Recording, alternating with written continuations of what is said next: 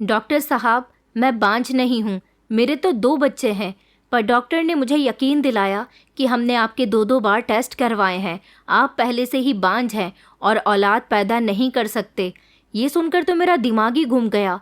अगर मैं बांझ था तो फिर वो बच्चे किसके थे जिन्हें मैं अपना समझता रहा, जबकि मेरी पत्नी तो इतनी अच्छी और मेरा साथ देने वाली थी। मैं गुस्से में घर आया और पत्नी से पूछने लगा कि बताओ ये बच्चे किसके हैं, वरना मैं तुम्हें अभी के अभी तलाक दे दूंगा। पत्नी मेरे कदमों में गिर गई और बोली कि मैं जानती हूँ कि आप बांझ हो और औलाद पैदा नहीं कर सकते, लेकिन मैं भी सच्ची हूँ, मैंने कोई ऐसा काम नहीं किया, मैं आपके सिवा किसी के बारे में सोच भी नहीं सकती। पत्नी ने मेरे सामने हाथ जोड़ दिए और बोली कि मुझे तलाक मत दो, मैं गलत नहीं हूँ। ये कहते हुए वो मेरे पैरों तले नीचे गिर गई। फिर जब पत्नी ने मुझसे मैं अपनी वर्कशॉप पर जाने के लिए तैयार हो रहा था, जब मेरी छोटी बहन नाश्ता लेकर मेरे कमरे में आई। मैं उसे देखकर मुस्कुरा दिया, क्योंकि मैं जानता था उसे मुझसे ज़रूर कोई काम होगा, वरना मेरी बहनें मुझे अच्छा नहीं समझती थीं। तभी मेरी सोच पूरी हो गई। उसने कहा कि नवीन, मुझे तुमसे एक काम है। मैंने हैरत से उसकी तरफ देखा। वो वैसे तो मुझसे 4 साल छोटी थी, लेकिन मुझे भाई कहकर या इज्जत से बुलाना उसे अपनी बेइज्जती लगती थी। और ये सारा जहर उसके अंदर भरने वाली भी मेरी ही बड़ी बहन माया दीदी थी। माया दीदी को न जाने मुझसे कौन सी दुश्मनी थी कि खुद तो वो मुझसे दूर दूर रहती और छोटी बहन को भी मुझसे दूर किया हुआ था। मैं भी जवाब में बोला कि मुझे पता था कि तुम्हें मुझसे कोई काम ही होगा, वरना मुझे कहाँ पूछती हो तुम दोनों। न चाहते हुए भी मैं उनके साथ बुरा व्यवहार करने से खुद को नहीं रोक सका, लेकिन छोटी बहन पर इसका भी कौन सा कोई असर होने वाला था। वो मुझे ऐसे इग्नोर कर दिया करती थी जैसे मैं उसके लिए कुछ हूँ ही नहीं।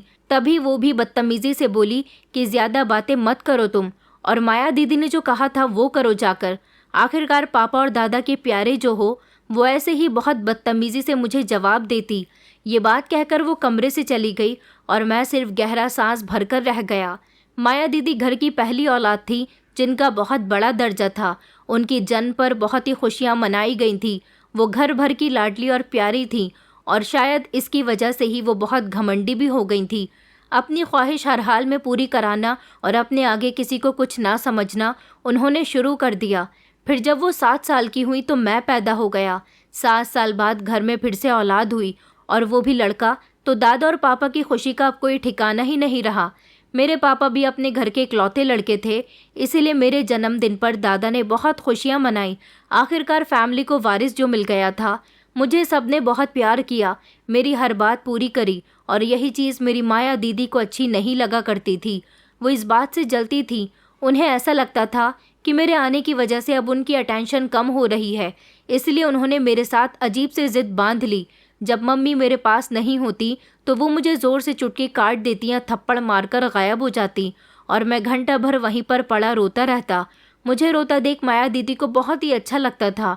फिर जब थोड़ा बड़ा हुआ तो माया दीदी के पास जाने की कोशिश की तो वो मुझ पर बुरी तरह से गुस्सा करती, मुझे बिना वजह ही किसी भी बात में फंसा देती, जिसके बाद मुझे पापा से बहुत सुनने को मिलती। फिर इसीलिए मैंने उनके पास ही जाना छोड़ दिया। बल्कि मैं इतना डर गया कि उन्हें देखते ही मैं कहीं ना कहीं छुप जाया करता। और मेरे बाद मेरी छोटी बहन हुई तो दीदी का एक अलग रूप मुझे देखने को मिला।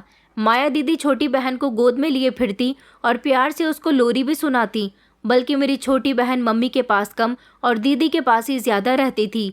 मेरा भी तो दिल करता कि माया दीदी मुझसे भी ऐसे ही प्यार से बात करें, मुझे प्यार से अपने साथ रखें, जैसे कि वो मेरी छोटी बहन को करती हैं। लेकिन शायद मेरी किस्मत में ही ऐसा होना नहीं था। हालात ऐसे ही बने रहे और वक्त गुजरता चला गया। मुझे जहाँ मम्मी पापा और दादा का लाड प्यार थोड़ा कॉन्फिडेंस देता, वहीं माया दीदी का गुस्सा मुझे कमज़ोर कर देता। फिर मेरे जब मैट्रिक के पेपर पास आए तो पापा ने मुझे माया दीदी के पास पढ़ने के लिए बैठाया। तो माया दीदी को जैसे पता नहीं कौन सा बदला लेने का मौका मिल गया। वो मुझे लेकर छत पर बैठ तो जाती, लेकिन पढ़ाती कुछ भी नहीं, बल्कि मुझे डराती थी कि अगर मैंने मम्मी पापा को कहा तो वो मुझे बहुत मारेंगी। मैं तो उनसे बचपन से ही डरता आया था, इसलिए चुप रहा, और ये बोर्ड के पेपर में मुझे फ़ेल होना पड़ा। मेरे फ़ेल होने पर माया दीदी के चेहरे पर जो मुस्कुराहट आई वो देखने लायक थी। उन्होंने बड़ी शान से पापा से कहा कि देख लो, बेटे को इतना सर पर चढ़ाया हुआ था आपने, मेरा भी इतना वक्त ख़राब हुआ इसे पढ़ाने में, पर फिर भी फेल हो गया। इससे अच्छा तो पापा आप छोटी बहन को ही अच्छे स्कूल में डाल देते, और मेरा भी रिजल्ट कितना अच्छा आया है। मुझे भी यूनिवर्सिटी में एडमिशन दिला दें। 3 साल से घर बैठी हुई हूँ। माया दीदी ने ये सब सिर्फ अपने खुदगर्जी में किया और उनका प्लान भी कामयाब हो गया। वो हमेशा से मुझे पापा के सामने नीचा दिखाने में लगी रहती थी, और जब उन्हें इतना अच्छा मौका मिला तो वो कैसे हाथ से जाने देती। बस इसी बात का उन्होंने फ़ायदा उठाया। उसके बाद पापा ने दीदी की बातों में आकर मुझे महंगे स्कूल से हटा दिया। जब रिज़ल्ट अच्छा नहीं आया तो पापा ने मुझे गुस्से में आकर पहली बार मारा और फिर मुझे स्कूल से भी निकाल दिया और मोटरसाइकिल की वर्कशॉप पर काम सीखने के लिए लगा दिया। जिस स्कूल में मेरी पढ़ाई होती थी वहाँ मेरी छोटी बहन जाने लगी, और साथ ही दीदी का भी एडमिशन पापा ने यूनिवर्सिटी में उनकी मर्ज़ी के हिसाब से करा दिया। माया दीदी छोटी बहन को बहुत दिल लगाकर पढ़ाती थी, जो उन्होंने कभी मुझे नहीं पढ़ाया। अब वो हर क्लास में बहुत अच्छे नंबर लेकर आती, हर बार फर्स्ट पोजीशन हासिल करती, और मुझे बस डरा धमकाकर इतना दबा दिया कि मेरी पढ़ाई तक छूट गई। मेरा सारा फ्यूचर डाउन पड़ गया। वक्त ऐसे ही गुजरता गया और मैं सिर्फ एक मोटरसाइकिल मैकेनिक बनकर रह गया। माया दीदी की पढ़ाई भी पूरी हो गई और वो एक बहुत बड़े बैंक में नौकरी भी करने लगी। माया दीदी ने बोर्ड्स में भी टॉप किया और पापा का सर गर्व से ऊंचा कर दिया। पापा को बेटियों ने बहुत गर्व महसूस करवाया और मैं किसी खाते में भी नहीं रहा। मेरी ज़रूरत घर से माया दीदी ने ख़त्म करनी चाहिए, लेकिन प्यार को तो वो कम नहीं कर सकी। पापा, मम्मी और दादा मुझे वैसे ही प्यार किया करते थे। दीदी की शादी की बारी आई तो तब भी पापा ने मुझे इम्पोर्टेंस दी। लड़का देखने के लिए मुझे अपने साथ लेकर गए। लड़का हम सबको पसंद आया और इस तरह दीदी की शादी भी तय हो गई। लड़के का नाम अमन था। वो पापा के दोस्त का ही बेटा था। दीदी की शादी उसके साथ बहुत धूमधाम से हुई, लेकिन दीदी अपनी शादी निभाने की हालत में बिल्कुल भी नहीं लग रही थी, बल्कि वो तो शादी ही नहीं करना चाहती थी। लेकिन पापा की गुड बुक्स में रहने के लिए वो शादी के लिए मान गई। फिर ससुराल जाते ही उनके बहुत से राज खुल गए। कभी वो अपनी सास से बदतमीजी कर जाती तो कभी पति को उल्टी सीधी सुना देती। वो हमेशा सबको खुद से नीचे रखना और देखना चाहती थी। एक दिन मैं किसी की गाड़ी ठीक करने के लिए बाहर गया। एक बहुत बड़े होटल में मुझे जाना था। मेरे मालिक की वर्कशॉप बहुत बड़ी थी, इसलिए कुछ लोग गाड़ियां ठीक करवाने के लिए हमारी ही वर्कशॉप से लड़के बुलाते थे। उस दिन न जाने किस्मत को क्या मंजूर था कि मालिक ने मुझे ही उस होटल में भेज दिया जहां पर दीदी गई हुई थी। मैं जब वहां पहुंचकर गाड़ी ठीक कर रहा था तो मैंने दीदी को गाड़ी से निकलकर होटल में जाते देखा, तो मैं समझा कि शायद वो अमन जीजा जी के साथ वहां खाना खाने के लिए आई होंगी। लेकिन जब वो गाड़ी से उतरी तो उनके साथ अमन जीजा नहीं बल्कि कोई और ही इंसान था, जिसको उससे पहले मैंने कभी नहीं देखा। माया दीदी उसके साथ बहुत मुस्कुरा रही थी और मेरे पैरों तले से ज़मीन निकल गई जब वो उस आदमी का कंधा पकड़कर होटल के अंदर गई और मैं वहाँ खड़ा देखता रह गया। मेरी आंखों से जैसे आंसू निकलना शुरू हो गए। जो सोच मुझे आ रही थी मैं चाहकर भी सोचना नहीं चाहता था। मैं अपनी माया दीदी पर शक नहीं करना चाहता था, और तब तो बिल्कुल भी नहीं कि जब वो शादीशुदा हो गई। लेकिन मैं 20 साल का समझ रखने वाला एक नौजवान इंसान था। ऐसे होटल पर किसी मर्द के साथ आने का मतलब भी समझता था, और मैं वहाँ किस लिए आया ये तक उनके चक्कर में भूल गया। फिर बस भागकर माया दीदी के पीछे ही होटल में दाखिल हो गया, जहाँ दीदी और वो आदमी रिसेप्शन पर खड़े थे। फिर अगले ही पल मुझे लगा कि आसमान मेरे सर पर आ गिरा हो। मेरे कदम भारी हो गए। अब मेरे लिए चलना भी मुश्किल हो गया। यह हकीकत जानकर तो मुझे मानो सांप ही सूंघ गया। वो मंजर मैं कैसे भूलता जब मेरी अपनी बहन, जो शादीशुदा थी लेकिन किसी गैर आदमी के साथ, वहाँ होटल का कमरा लेकर गई। ऐसे वक्त में तो खुददार लोग भी शर्म से मर जाते हैं, लेकिन मैं अब भी और जानना चाहता था कि ये सब सच नहीं हो सकता। मैं चाहता था कि बस किसी तरह से ये झूठ साबित हो जाए, इसीलिए मैं रिसेप्शन पर गया। मैंने अपनी चाबी उन्हें ये कहकर दी कि माया दीदी की गाड़ी पार्क करने की चाबी है। वो अभी ही आई हैं होटल में क्या? मैं जान सकता हूँ कि वो किस कमरे में है, ताकि मैं उन्हें ये चाबी खुद दे सकूँ। उसके बाद उन्हें मैंने जब गाड़ी की चाबी दिखाई तो रिसेप्शन पर बैठी लड़की ने सर हिलाया और फिर कंप्यूटर पर देखकर मुझे कमरे का नंबर बता दिया।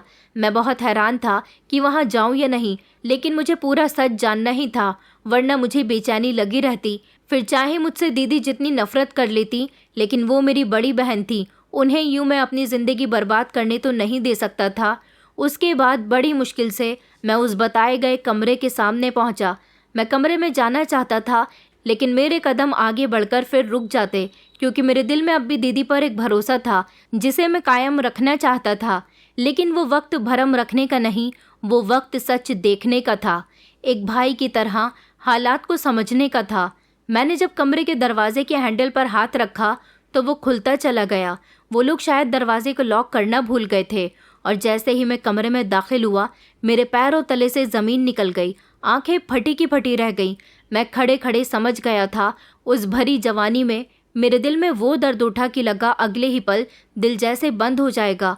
लेकिन हम जैसे लोग शर्म से कहाँ मरते हैं, हमें तो जीना पड़ता है और सब कुछ सहना पड़ता है।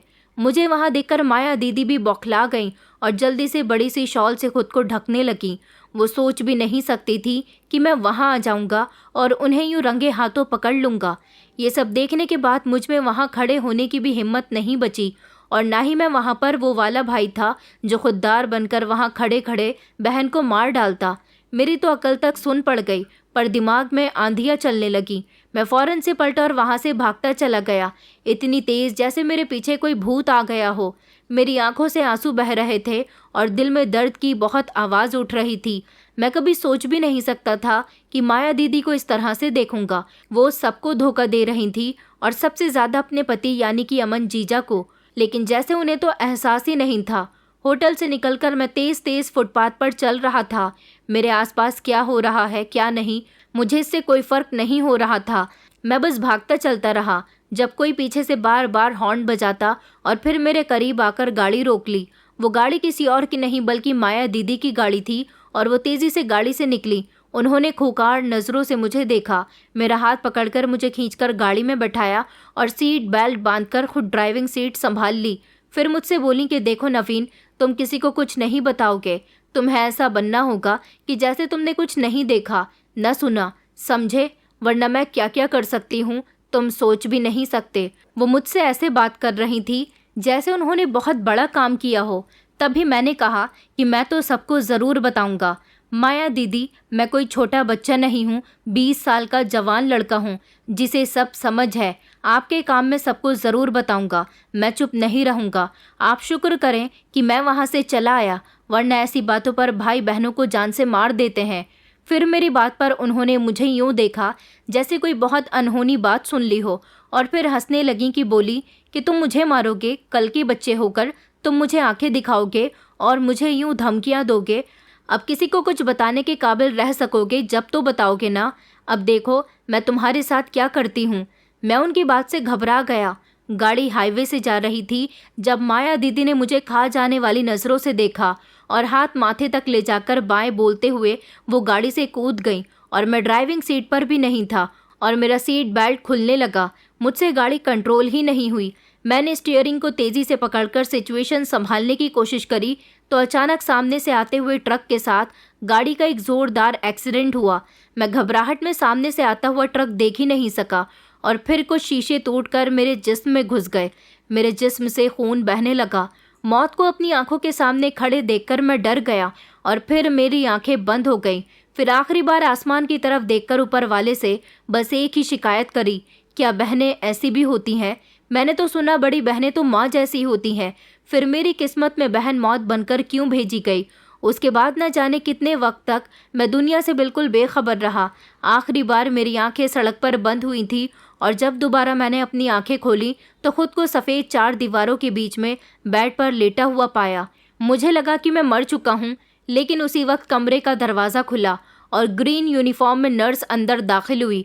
वो मुझे होश में देखकर बाहर को भागने लगी। फिर काफ़ी देर के बाद सफ़ेद कोट में डॉक्टर वहाँ आए तो मुझे एहसास हुआ कि मैं ज़िंदा हूँ और अभी भी इसी दुनिया में हूँ। डॉक्टर ने मुझे चेक किया और मुस्कुराकर कुछ कहा भी था, लेकिन मुझे लगा कि मैं सालों के बाद इस दुनिया को देख रहा हूँ, इसीलिए बस गौर से उन्हें देखता रहा। डॉक्टर के जाने के बाद कमरे में एक औरत और 2 आदमी अंदर आए। मैंने जब बहुत गौर से उन्हें देखा तो मुझे याद आया कि वो पापा, मम्मी और दादा थे जो मुझसे लिपट गए। उनकी आंखों से खुशी के आंसू बहने लगे। मैं भी उन्हें देखकर बहुत खुश हो गया, और फिर मुझे पता चला कि उस हादसे का मुझ पर बहुत गहरा असर हुआ और 2 साल से मैं कोमा में था। सभी लोगों ने मेरे जीने की उम्मीद भी छोड़ दी थी। जब मैं थोड़ा और ठीक महसूस करने लगा तो मुझे घर ले जाया गया। छोटी बहन ने मुझे देखकर अपना मुंह फेर लिया। उसने तो पूछा तक भी नहीं कि मैं कैसा हूँ। मैं अपने कमरे में आराम कर रहा था जब माया दीदी कमरे में आई। उन्हें देखकर मैं डरने लगा। मुझे लगा कि वो मुझे मार देंगी। मैं उन्हें देखकर बहुत घबराया क्योंकि वो आज भी मुझसे ऐसे ही नफरत करती थी। उन्होंने मुझे घूरते हुए देखा जैसे वो अभी मुझ पर कोई वार कर देंगी। 2 साल निकल गए थे लेकिन कुछ भी नहीं बदला। वो आज भी मुझसे वैसे ही नफरत करती जैसे शुरू से करती आई। तभी उन्होंने मुझसे कहा कि मौत के मुंह से बचकर आए हो, उम्मीद है कि अब भी अपना मुंह बंद ही रखोगे। और मैंने अपना मुंह अब सच में बंद कर लिया। मैं माया दीदी से बहुत डरने लगा था।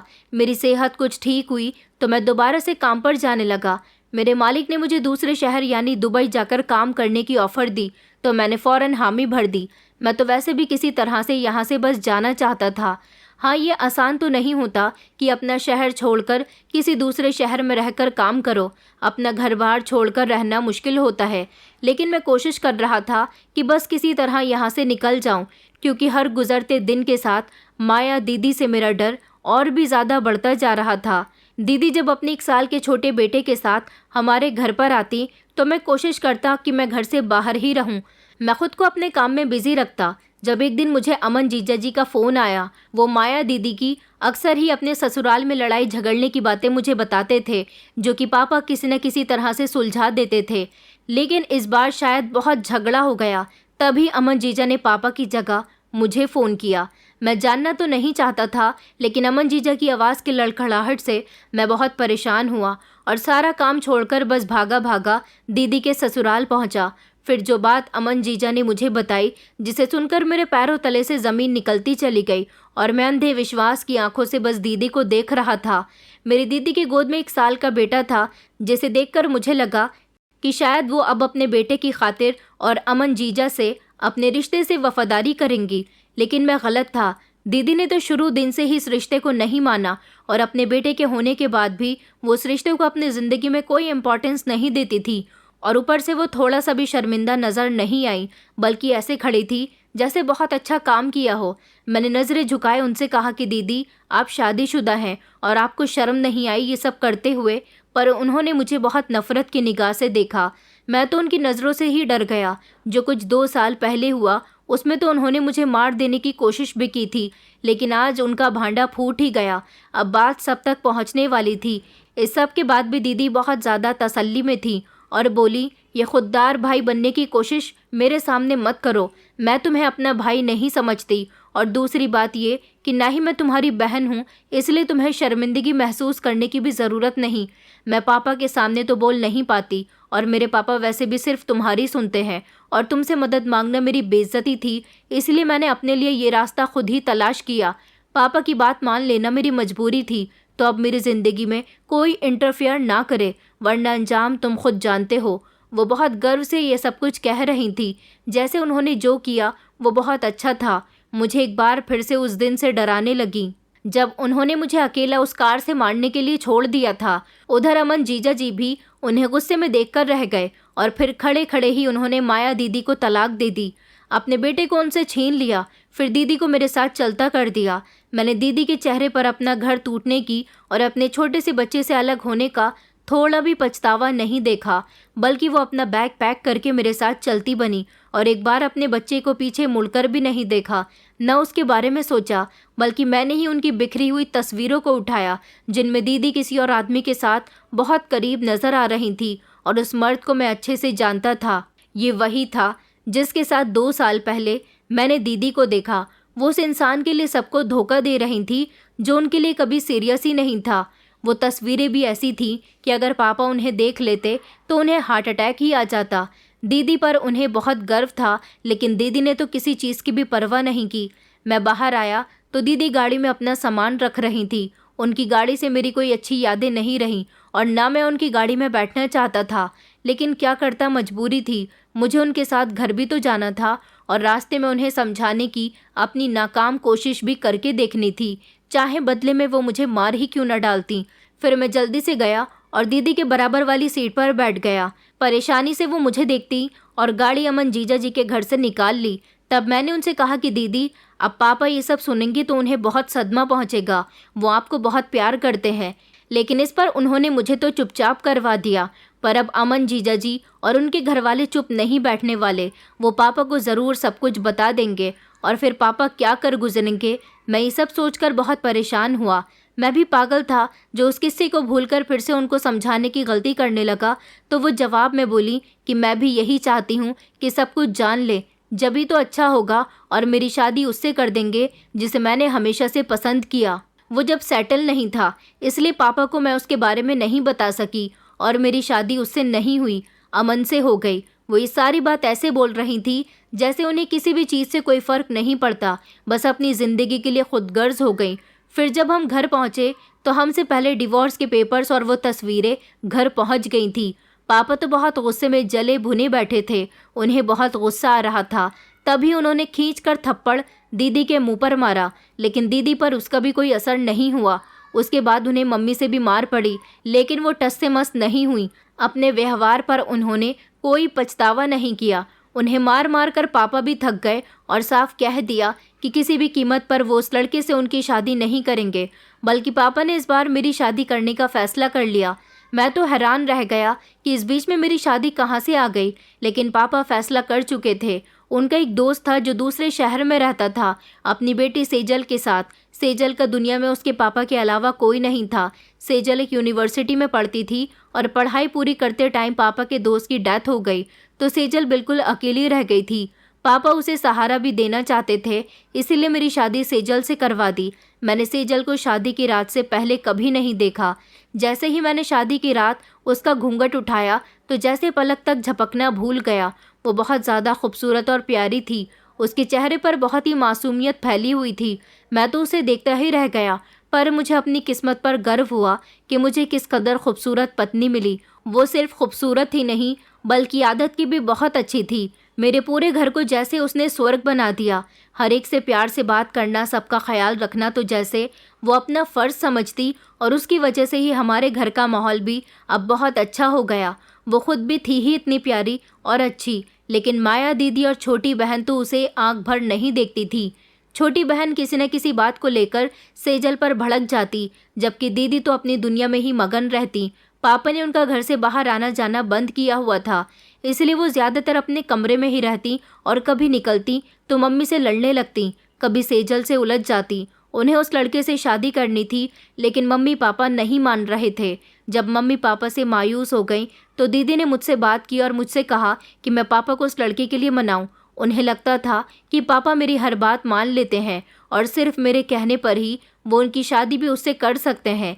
इसी बहाने छोटी बहन को नाश्ता लेकर उन्होंने ही मेरे कमरे में भेजा, ये याद कराने के लिए कि मैं अब पापा से उनकी शादी की बात करूं।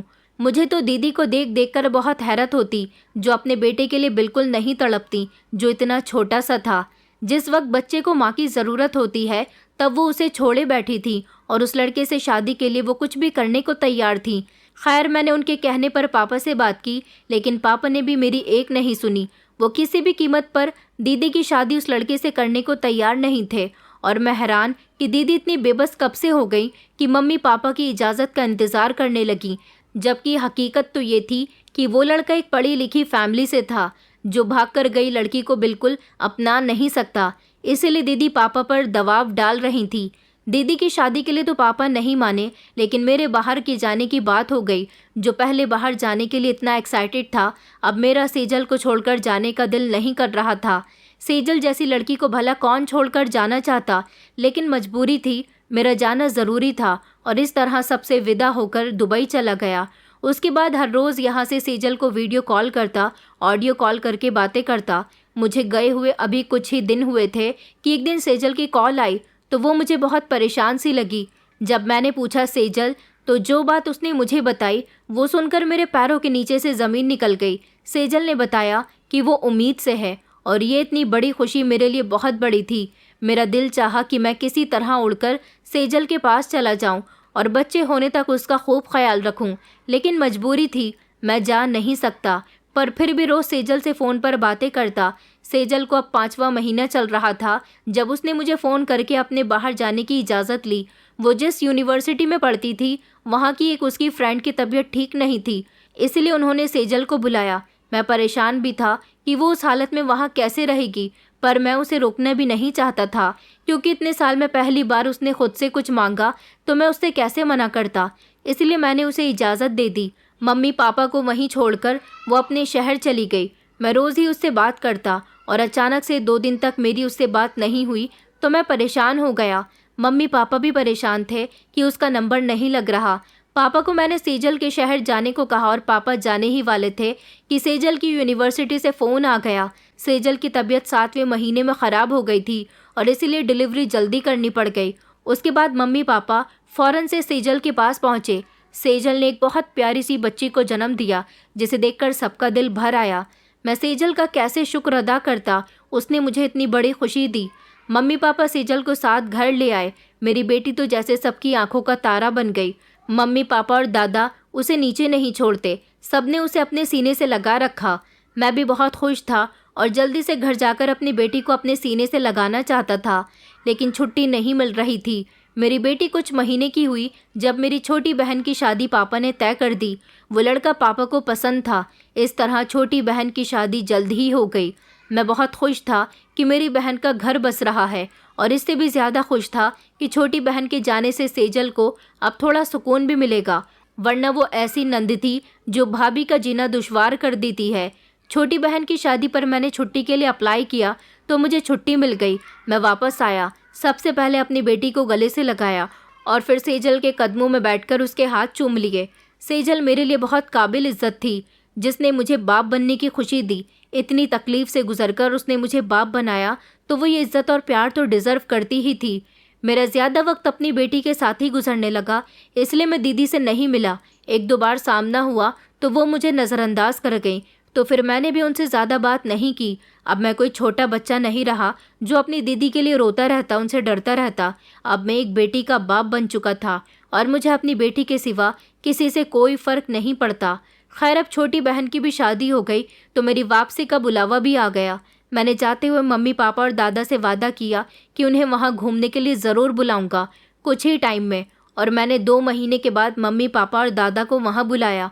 उनके पासपोर्ट बनवाए। पीछे घर में सेजल, दीदी और मेरी बेटी ही रह गए। मैंने मम्मी पापा और दादा को दुबई अच्छे से एक्सप्लोर कराया।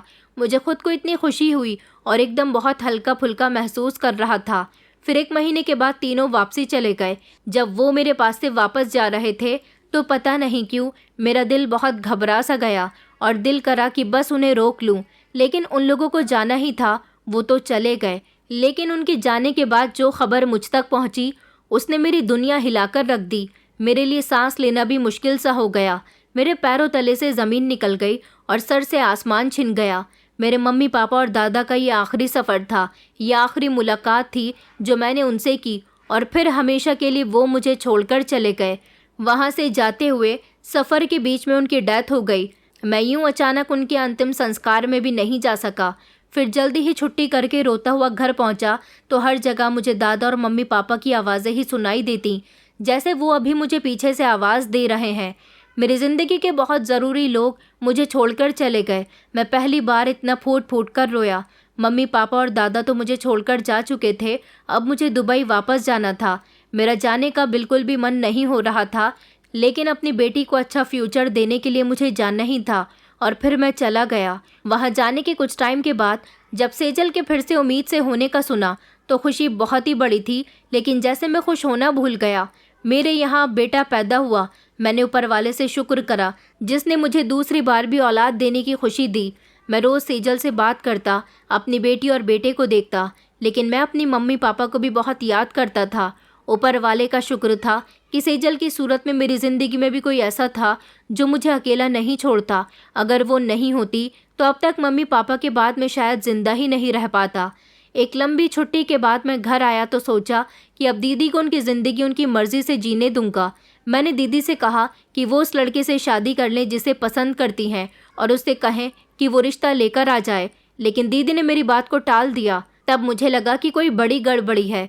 1-2 बार मैंने दीदी से फिर से कहा तो वो मुझ पर ही चढ़ गई कि तुम्हें क्या मसला है, मैं शादी करूं या नहीं, जब करनी होगी तो मैं बता दूंगी, तुम अपने काम से काम रखा करो। मैं उनका इकलौता भाई था, लेकिन वो आज भी मुझे कुछ नहीं समझती। हाँ, छोटी बहन तो मम्मी पापा के जाने के बाद काफ़ी हद तक बदल गई। अब वो मुझसे अच्छे से मिलती और बातें भी करती। उसने मेरे साथ अपना व्यवहार अच्छा कर लिया था, तो फिर मैंने भी कोई शिकायत नहीं रखी, क्योंकि मायके के नाम पर अब उसके पास सिर्फ मैं ही तो बचा था। मैं भी अगर उससे यूं मुंह मोड़ लेता तो वो कहाँ जाती। कुछ दिन के बाद मैं वहाँ रहने के बाद फिर दुबई वापस आया, और इस बार मेरी यही सोच थी कि जल्दी से अपने काम निपटाकर मैं वहीं पर हमेशा के लिए चला जाऊंगा। उनसे कोई अच्छा सा कारोबार शुरू करूंगा। सब कुछ समझने और काम निपटाने में भी मुझे 1-2 साल लग गए, और इस बीच में मेरे दोनों बच्चे बड़े हो गए थे। मेरी बेटी और मेरा बेटा मुझे घर आने पर हमेशा कोई ना कोई खुशी ज़रूर मिलती। इस बार भी सेजल ने मुझे खुशखबरी दी। उसने बताया कि मेरी बेटी ने स्कूल में टॉप किया है। अब मैं सब कुछ छोड़कर हमेशा के लिए घर आ गया था। मैं अब ज़्यादा से ज़्यादा वक्त अपने बच्चों में और सेजल के साथ ही गुजारता। जितने साल मैं दुबई में रहा, मैंने अच्छी सेविंग कर ली थी, जिससे मैं अब अपने शहर में ही छोटा सा कारोबार शुरू कर सकता था। मैंने गाड़ियों की वर्कशॉप खोली। अपना कारोबार करने का मज़ा अलग ही होता है। अपने बिजनेस के चक्कर में मैं बहुत बिजी रहा। जब सब कुछ सेट हो गया तो एक दिन सेजल ने मुझे अपने पास बैठाया और बोली कि लोग बातें बना रहे हैं कि कब तक हम दीदी को घर में बिठाकर रखेंगे, और दीदी की हालत इन सब बातों से अब ठीक नहीं रहती। आप कोई रिश्ता देखिए और दीदी की शादी का कुछ करें। सेजल की बात पर मैंने हैरत से उसे देखा। वो जानती थी कि दीदी उसी लड़के से शादी करना चाहती हैं, उसके अलावा किसी से भी शादी नहीं करेंगी, तो फिर वो ऐसा क्यों बोल रही थी। मैंने कहा कि तुम्हें तो पता ही है सेजल, वो उस लड़की के सिवा किसी से शादी नहीं करेंगी, और मैंने उनसे कहा भी, लेकिन वो लड़का रिश्ता लेकर आने के लिए नहीं बोल रहा। मैं खुद दीदी के लिए काफ़ी परेशान रहता हूँ। उस लड़के ने उन्हें चीट किया। वो कभी भी दीदी से शादी नहीं करना चाहता था, बस उनका इस्तेमाल कर रहा था। पहले उसके बहाने ये थे कि उसके मम्मी पापा रिश्ता लेकर आए तो इनकार ना हो जाए, पर भागकर वो ले जा नहीं सकता। पहले तो हमारे पापा नहीं मान रहे थे, लेकिन अब वो नहीं रहे तो दीदी ने उस पर दबाव डाला कि रिश्ता लेकर आए, अब इनकार नहीं होगा। तो वो फिर से बात टालने लगा, और अब उसने अपनी किसी दोस्त से शादी कर ली है। उसने दीदी की पूरी ज़िंदगी बर्बाद कर दी।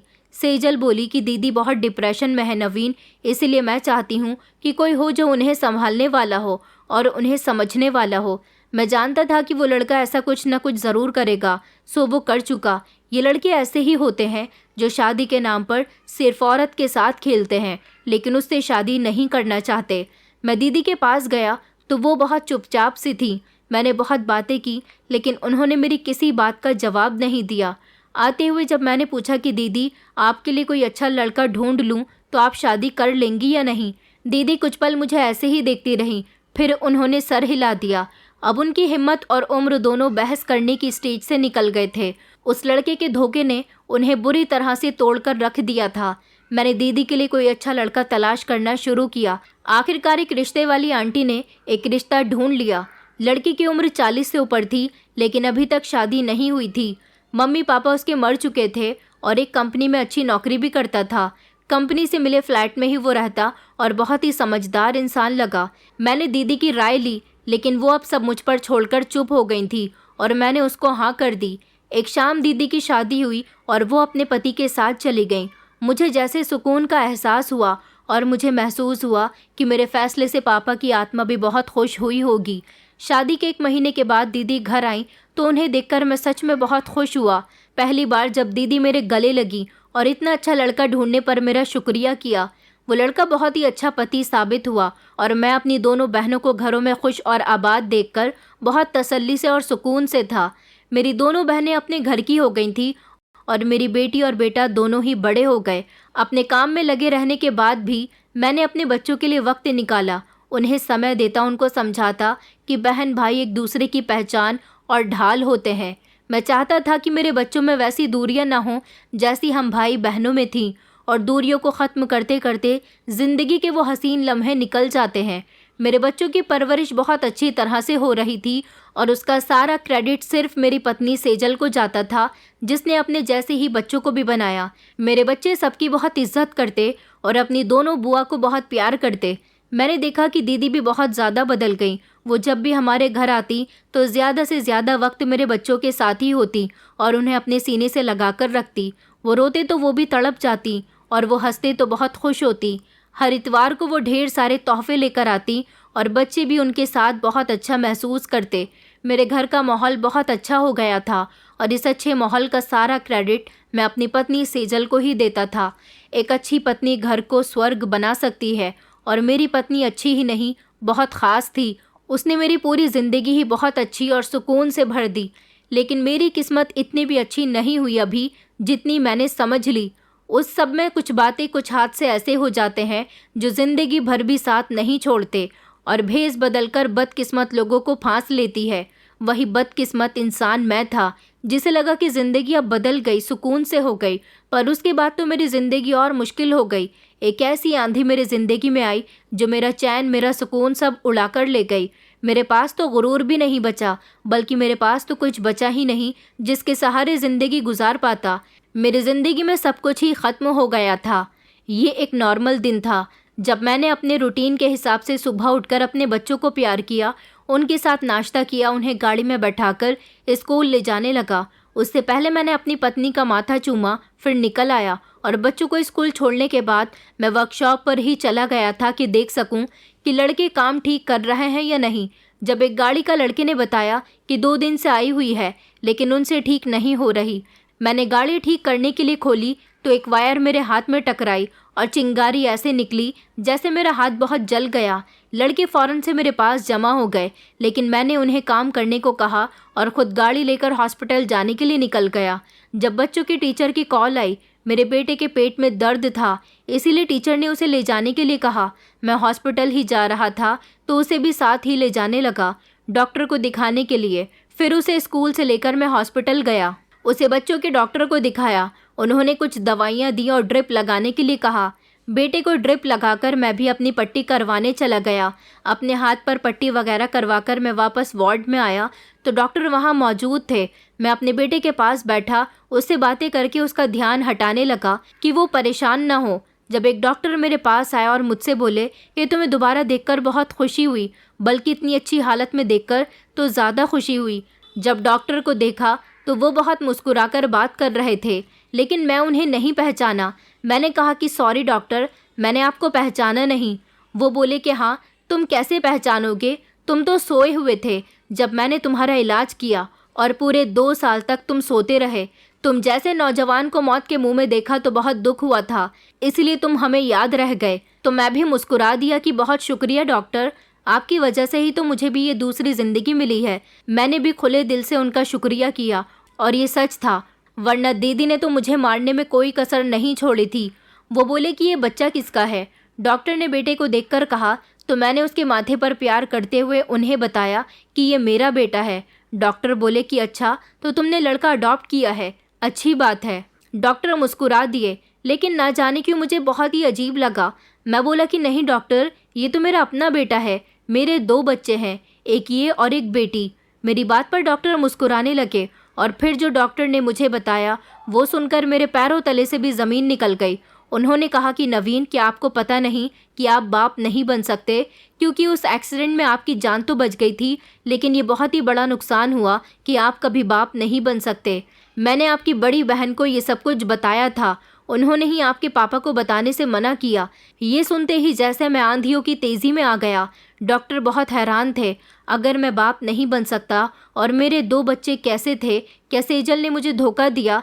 लेकिन मैं ऐसा सोचता भी तो काँप जाता, क्योंकि सेजल बहुत अच्छी लड़की थी, सच्ची और मेरी साथी। मैं बाप नहीं बन सकता था, फिर भी बच्चे सेजल से पैदा किए, तो वो किसके बच्चे थे? उसके बाद किसी तरह मैं वापस घर पहुंचा तो सिर्फ मैं ही जानता था कि मेरी सारी दुनिया जैसे तबाह होकर रह गई। ये सोचकर बहुत तकलीफ़ हो रही थी कि जिन बच्चों को मैंने अपना समझा वो मेरे बच्चे थे ही नहीं। मैं घर पहुंचा तो बेटे को उसके कमरे में लिटाकर मैं सेजल का हाथ खींचते हुए उसे अपने कमरे में लाया और उस पर चिल्लाया कि मैं तो बांझ हूँ ना, फिर ये बच्चे किसके हैं, मुझे बताओ, ये कैसे हुए? तुम क्या मुझे धोखा दे रही हो? मैं गुस्से में पागल सा हो रहा था। मेरी बात पर वो भी सहम गई, लेकिन बोली कुछ भी नहीं। उसकी खामोशी को उसकी हाँ समझकर मैं बस उसे तलाक देने ही वाला था कि उसने मेरे आगे हाथ जोड़ लिए। मुझे पता था कि आप बांझ हो, लेकिन मैंने आपको कोई धोखा नहीं दिया। मैंने आपकी रिपोर्ट्स देख ली थी, लेकिन आपके अलावा किसी का कभी सोचा भी नहीं। मेरे लिए बस आप थे और हमेशा आप ही ज़रूरी रहेंगे। मुझे कुछ टाइम दें, उसके बाद आप जो फ़ैसला करेंगे मुझे मंजूर होगा। बस 2 दिन में आपको सच्चाई बता दूंगी। मैं तो गुस्से से पागल हो रहा था, लेकिन ज़बरदस्ती में कोई उल्टा सीधा फ़ैसला भी नहीं करना चाहता था, इसलिए मैंने उसको टाइम दे दिया। वो दिन मैंने कैसे गुजारे मैं ही जानता था। मैं बच्चों से भी ठीक से बात नहीं कर रहा था। वो दिन गुजरे तो मैंने सेजल से जवाब मांगा। उसने मेरे पैर पकड़ लिए, मेरे आगे हाथ जोड़ लिए।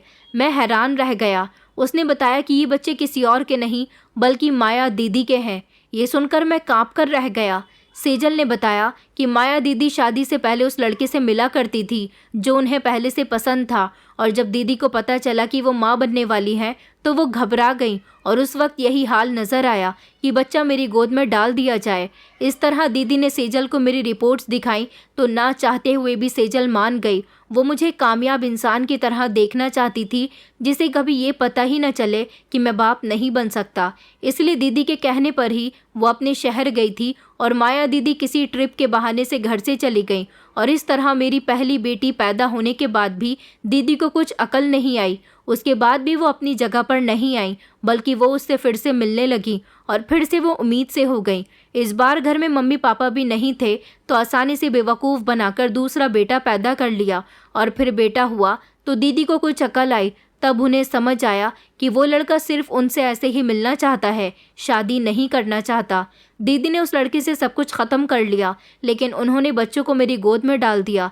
इसलिए दीदी उन पर मरती थी क्योंकि वो दीदी के ही बच्चे थे। दीदी ने मुझे मारने की कोशिश करके मेरा इतना बड़ा नुकसान किया था और बाद में भी खुद को बचाने के लिए वो अपने गुनाहों को मेरी पत्नी की गोद में डालती चली गई। ये सब सुनकर मेरे होश अपनी जगह पर नहीं थे। मैं दीदी को छोड़ने वाला नहीं था, लेकिन जब वो मेरे पैरों में पड़ गई तो मैं जैसे नरम पड़ गया। उन्होंने सारी ज़िंदगी गुनाह किए, लेकिन वो अपनी मौजूद शादीशुदा ज़िंदगी को अब ख़राब नहीं करना चाहती थीं। वो उन दो मासूमों को दुनिया के तानों पर नहीं छोड़ना चाहती थीं, और मैं भी मान गया क्योंकि उनके बच्चों में मेरी जान बसती थी। उन पर सवाल उठाकर मैं दुनिया की नज़रों में सवाल नहीं बनना चाहता था। मैं उनकी ज़िंदगी ख़राब नहीं करना चाहता था, इसलिए मैंने बच्चों को सीने से लगा लिया।